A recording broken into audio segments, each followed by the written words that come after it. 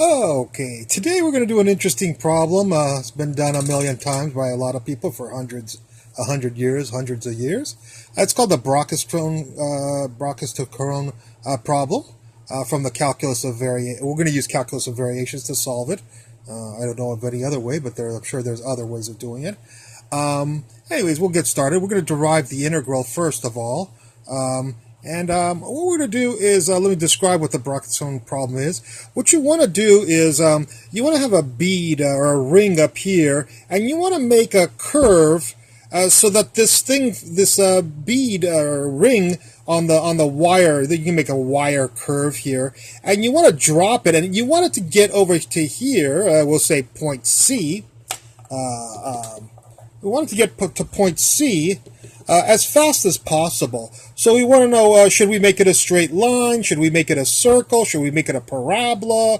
Should we make it a natural log formula? We want to know what curve will make this bead fall to C in the fastest time from 0, 0 to point C right here. How are we going to get there the fastest? That's the Brachistochrone problem. What we'll do is, well, first of all, talk about, by the way, we start the bead with a velocity equal to 0 and y equals 0 up here at t equals 0. So we'll start it with a 0 velocity, and there it's going down there.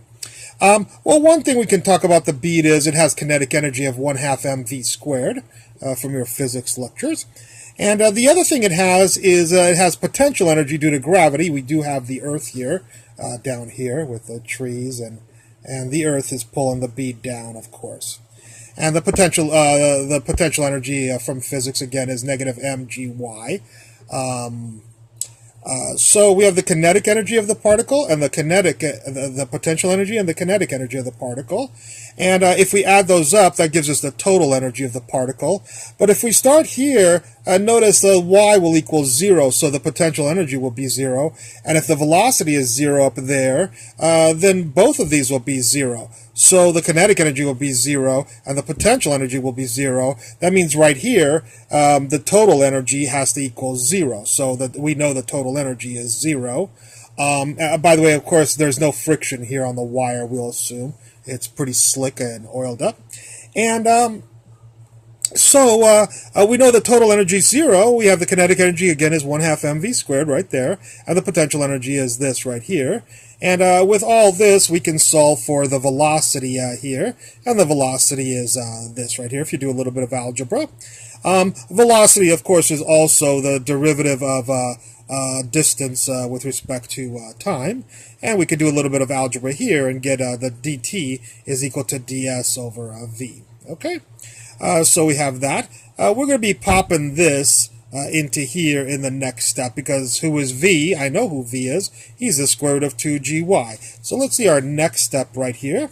Here's our dt right there. Here's our ds. They're right there.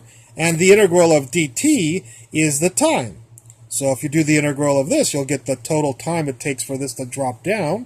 And dt equals this, so if you take the integral of this side, you'll have to take the integral of this side right here.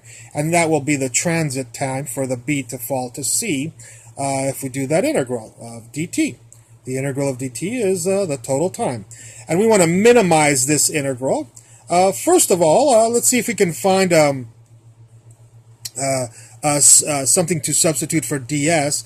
ds is the arc length, the differential arc length, and ds from your calculus lectures, of course, is the square root of 1 plus y prime squared dx.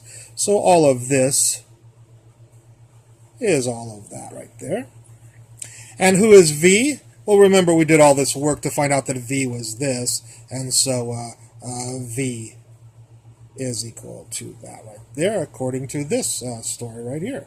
V equals this, so take out the v and put that in.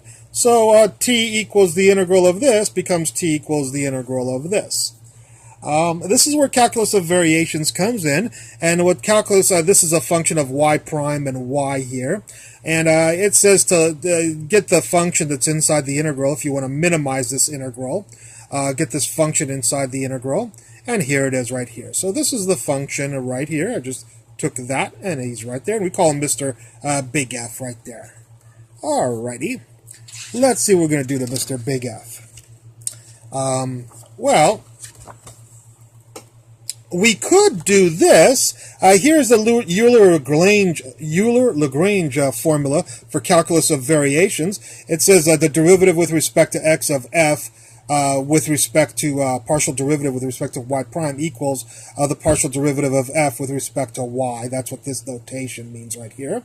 These are partial derivatives from your vector calculus class, third semester of calculus. So we could do this, and I plugged that in here. You'll have to take the partial derivative of this with respect to y prime, and I did that here for you. So if you take the partial derivative of this with respect to y prime right there, you will get this. And then I didn't do this yet, so he's just staying there. And then I went up to this, to Mr. F, and said, hey, what's the partial derivative with respect to y? And if you take the partial derivative with respect to y here, you get this right here. By the way, I did get rid of the square root of 2g from the thing, because that's just a constant. We won't worry about that for right now. It affects the integral later on, but we don't have to worry about that to do the mathematics here. We'll just have to worry about it at the end of the problem and make sure we compensate for taking it out. We'll have to put it back in. Okay. So, if we apply the Euler Lagrange formula to our specific function for the Brachistochrone problem, we will get this. The problem with this is taking the derivative of this with respect to x is going to be a monster of an equation. It's going to be pretty brutal. So, what we would rather do, let me say one other thing. What we could do also, this is one way we could go, is this way and try to solve this differential equation. But again, taking the derivative of this would be monstrous and lead to a very complicated problem to solve. So that's one thing that we could do. The other thing we could do is we have a Euler Lagrange formula called Beltrami's first integral of this, which simplifies things when you don't have a function of x inside your function. Do you see any x's? No. Then you're actually allowed to use this, which is going to be a little bit simpler than this, somewhat. Not that much. So we could use this formula instead of this formula with Mr. F. So this formula says, do you know Mr. F? Yeah, Mr. F is this. Okay, put him right there. There he is. There's Mr. F. See that? And equals, there's the equals. Do you know y prime? Y prime is y prime. We'll leave him alone.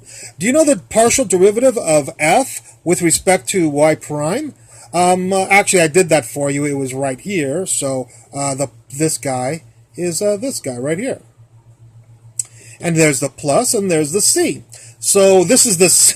We could solve this equation, or we could solve this equation. This is going to be a nightmare to solve. So no, we're not going to do it this way, and we're not going to do it this way. We've now had two ways that we really don't want to do it. So let's see a third way to do it. A third way to do it is to transform this problem. Instead of trying to solve for Mr. Y, we're going to try to solve for Mr. X. Actually, the way we're going to change it is, again, this was ds right here. This was the differential arc length right here. Well, that could be written as 1 plus y prime squared square root of times dx, or it could also be written as the square root of 1 plus x prime squared dy. Both of those will give you the same answer for the top.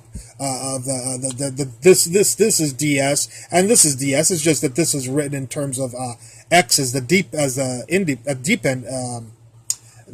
dependent variable. Here y is the dependent variable. Notice I haven't done anything to the bottom, so I only just changed the top, and that's perfectly legal according to calculus. So why is that a better way to do this?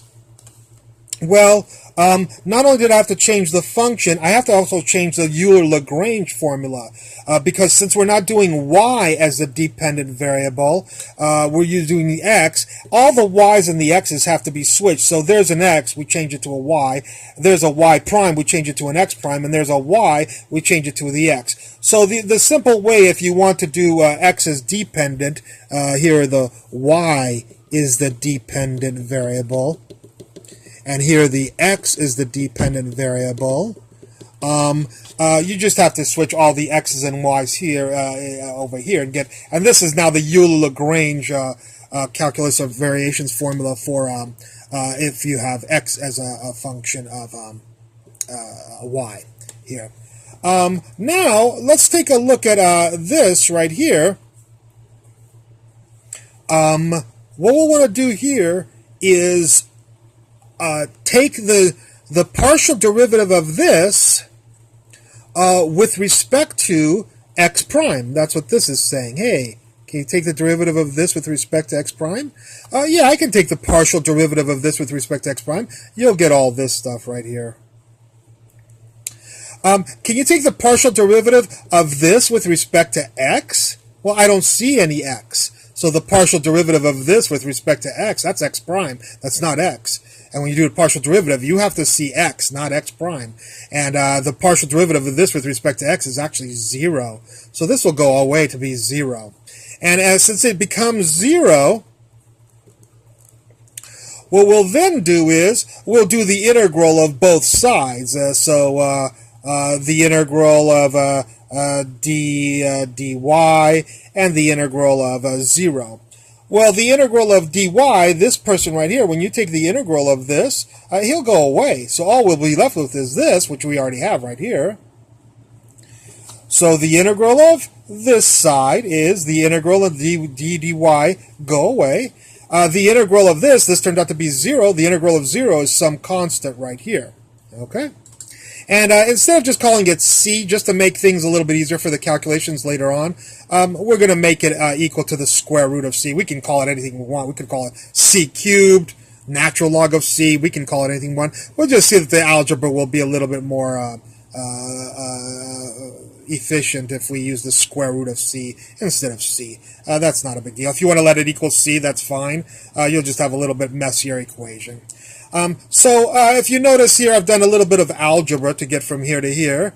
The first thing I did was square both sides, and that it turned out into a c. That's why I made the square root of c, so that we could have a nice c here. If we do the other way, we're going to have c squared, and it's just nicer just to have a c. This squared is right there. Square root of y squared is right there. There's the y right there. And the square root of this squared is 1 plus x prime squared, which would be c times y times 1 plus x prime squared is this. So if you do algebra to this, you will get this right here. And of course, we're solving for x prime here to solve this differential equation. So x prime, notice, will be, you scoot that over, do a little bit of algebra, and you'll get the square root of c times y over 1 minus c times y there.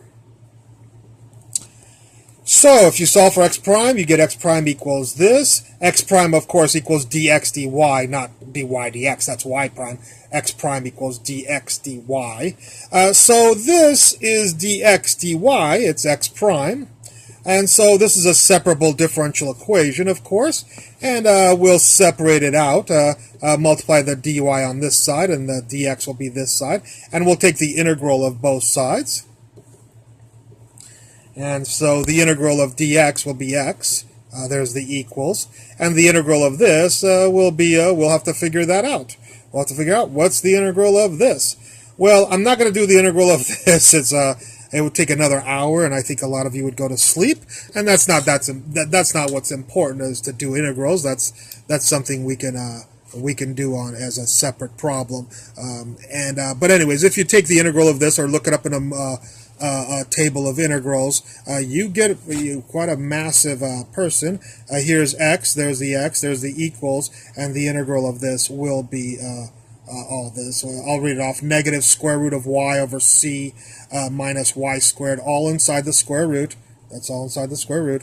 Plus, outside the square root is plus 1 over 2c, cosine inverse of 1 minus 2cy, close. Plus, c is one constant. This was a secondary constant that comes up because you did an integral, so there's going to be another constant. But it turns out that this constant will go to 0 because we started at x equals 0, y equals 0. Since we remember our picture of our ring we started it right here at x equals 0, y equals 0, and with those two you can solve that k will be 0. So that will go away right there. This is of x is a function of y, so when you graph it, make sure you rotate the axes a certain way so you get the right thing. There's parametric ways of writing this formula. I'm not going to get into that so much. All I can say is you can graph this, I'm sure, using some software on the internet and whatever. But let's take a look at what it is, what curve it is. Is it a parabola? Is it a circle? Is it a line? No, it's none of these. None of these are the fastest way for the ring to go down a wire thing, even though you would think that, hey, the line would be faster. But that equation is the equation of something called a cycloid. And the reason it's called a cycloid is this pink curve right here. The reason it's called a cycloid is because if you take a bicycle round bicycle tire or circle and put a little flashlight on it and turn off the lights or go out on the side at nighttime, and you make the little glow-in-the-dark sticker on the tire only in one spot, right here, and then you start rotating the tire along your ceiling or something, the glow-in-the-dark sticker will make this pattern of what's called a cycloid. These are not circles now. These are not half circles. They're a curve called a cycloid. You can go and investigate that. One of the things that I want to say that is pretty interesting about the solution to the Brachistochrone problem is that if you start one ring here with a velocity equal to 0 at this position, and you start one ring here with a velocity equal to 0 here, and you let these two go, one of the bizarre things is both of these will reach C here at the exact same time. So it's very interesting. There's some very interesting properties of the cycloid curve that is the solution to the Brachistochrone problem that we described originally right here, to find a curve such that a ring will fall the fastest in the fastest time from 0, 0 to point C. Okay, so I hope you enjoyed that lecture, and I look forward to any comments at the bottom. Thank you very much.